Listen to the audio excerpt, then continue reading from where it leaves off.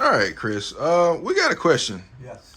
Trying to figure out whether or not there are any recommendations on, specifically it was the carry-on, but just mobility scooters in general, regarding water, rain, water resistance, water. Like, can I take it out in the rain? So I kind of like to answer this question this way.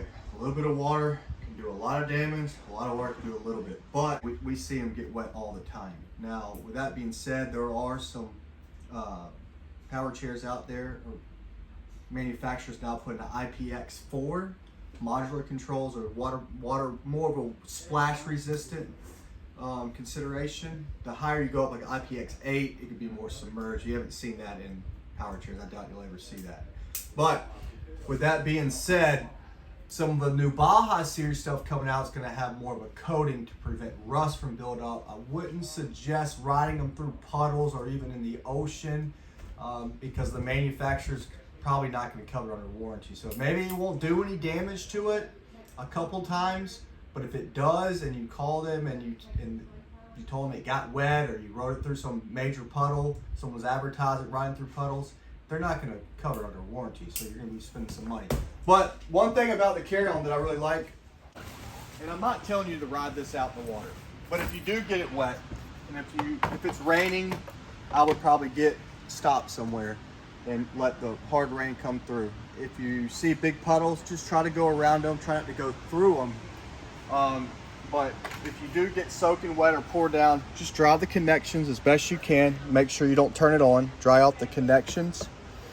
It's probably good to throw a little trash bag or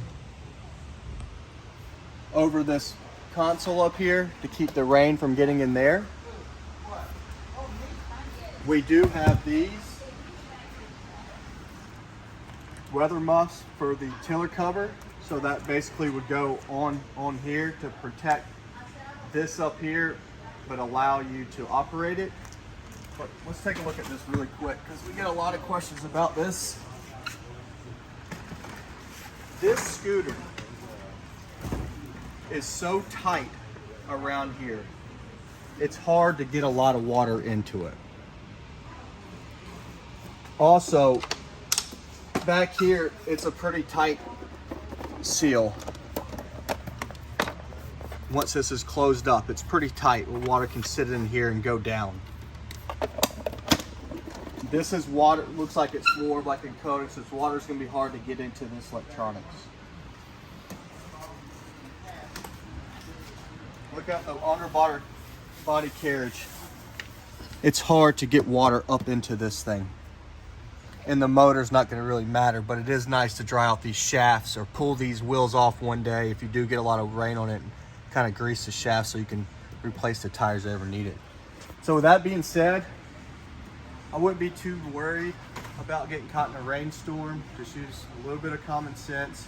Don't go out when it's pouring down rain if you can prevent it. Try to avoid going through big puddles, and definitely don't be riding through the ocean because salt water will crush anything. You can tell water's got into this, or it could just be lead acid getting to it.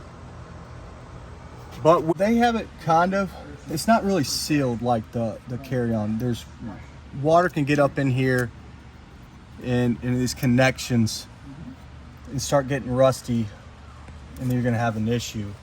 Where this is more of a sealed bottom protecting the modular.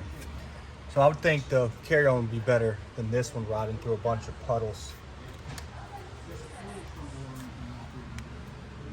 But I've been doing this for about 15, 20 years. I've seen scooters come back soaking wet, water all into the battery packs. We just get the water out, dry everything off. Sometimes you have to do a replacement up in here. It's nothing really too major.